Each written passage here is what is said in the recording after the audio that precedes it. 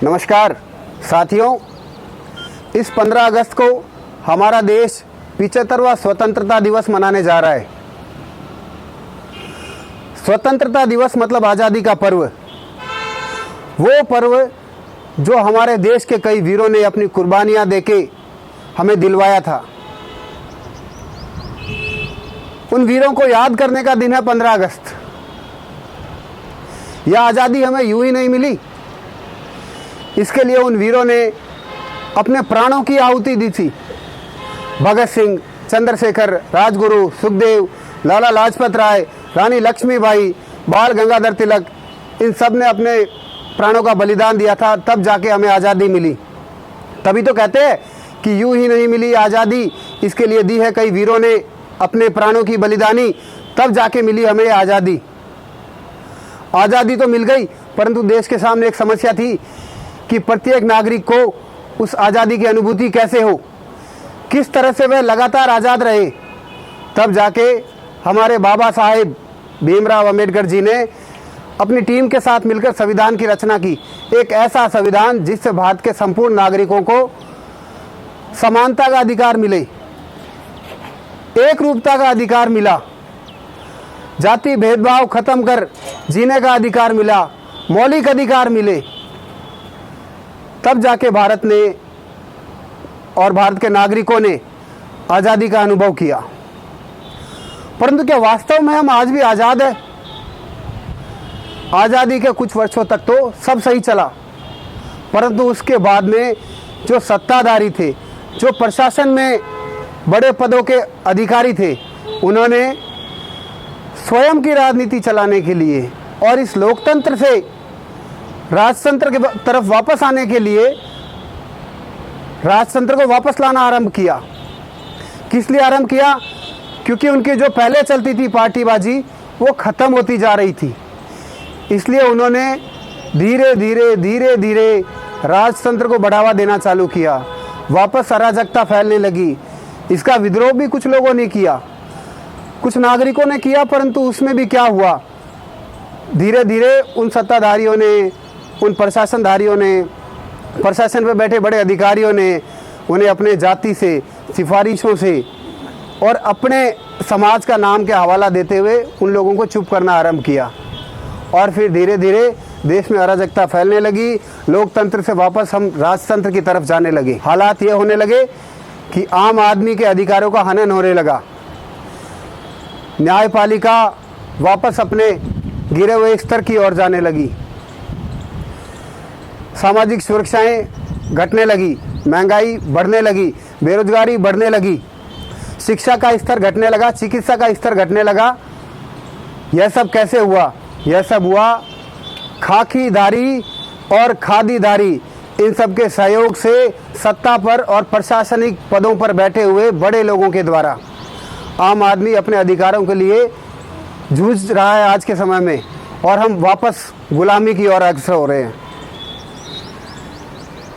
इसका कारण क्या है? इसका कारण है कि हमें आज भी जाति, नस्ल, भेदभाव, समाज, इनके नाम पे बांट दिया गया है। और इसके लिए जो सामाजिक संगठन कुछ उभरे, उनको फिर से दबाया जा रहा है।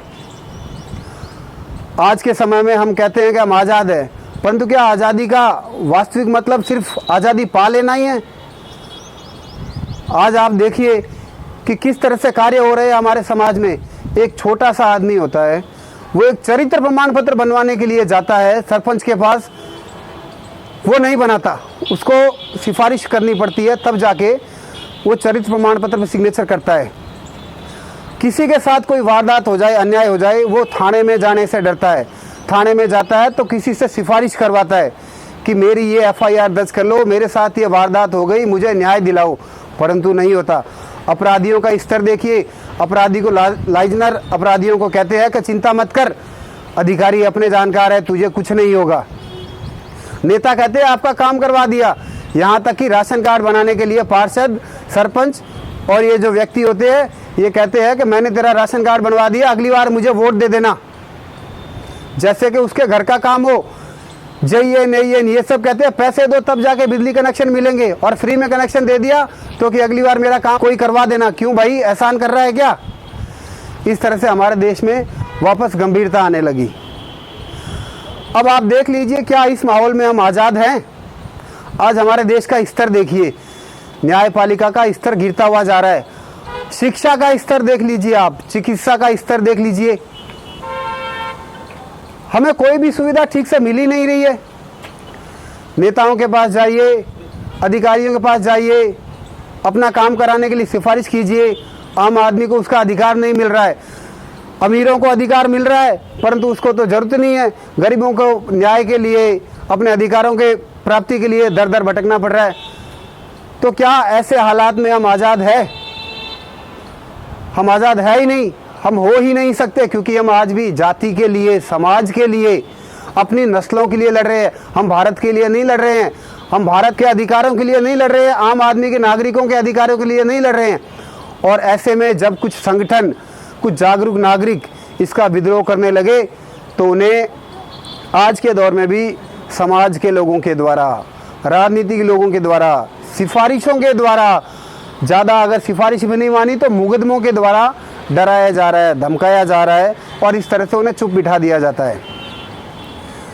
तो किस तरह से हम आज़ादी पालेंगे? वापस तो नहीं पा सकते, और गुलामी जाती जा रही है। हमारे पूर्वजों ने जब व्यवस्था आज़ादी के बाद बिगड़नी चालू हुई तो उसके लिए विद्रोह नहीं किया,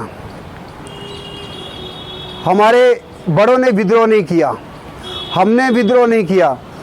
परंतु अगर यही हालात रहे तो हमारे बच्चे हमको गालियां निकालेंगे कि तुम मर गए थे क्या जो उस समय तुमने आवाज़ नहीं उठाई। यह व्यवस्था हमने खराब की है, ना कि इन सत्ताधारियों ने खराब की है, ना कि इन प्रशासनिक लोगों ने खराब की है। व्यवस्था हमारे कारण से खराब हो रही है। कारण क्योंकि हमने आवाज़ ही नहीं उठाई, और अगर उठाई तो उसके लिए किसों ने विद्रोह किया तो हम लोग वापस चुप बैठ गए। तो क्या इस हालात में हम आज़ादी वापस पा सकते हैं? वर्तमान में तो हम आज़ाद नहीं है, कहने के लिए हम आज़ाद हैं। आज भारत के लोगों का नाम जगह जगह हो रहा है, परंतु वास्तव में क्या भारतीयों का नाम है?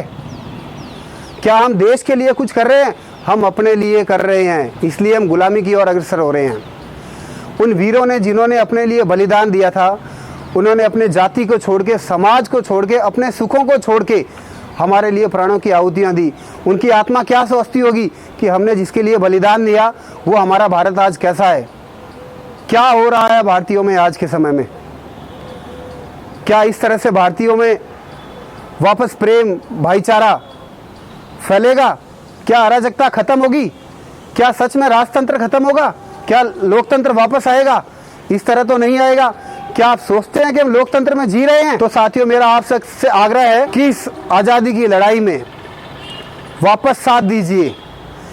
ये जो समाज में आज के समय में अराजकता फैली है, जो गलत हो रहा है, इसका विद्रोह कीजिए।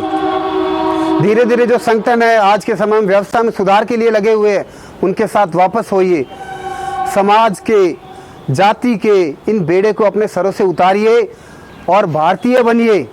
भारतीय बन के देश के लिए कुछ कीजिए, और इस आज़ादी के जो पर्व है इसको धूमधाम से मनाइए। सिर्फ एक दिन के लिए आज़ादी का पर्व मनाने से कुछ नहीं होगा, इसको रोज़ाना अपने अंदर अनुभव कीजिए, तब जाके हम वापस आज़ादी पाएंगे। धन्यवाद। जय हिंद, जय भारत, इंकलाब जिंदाबाद।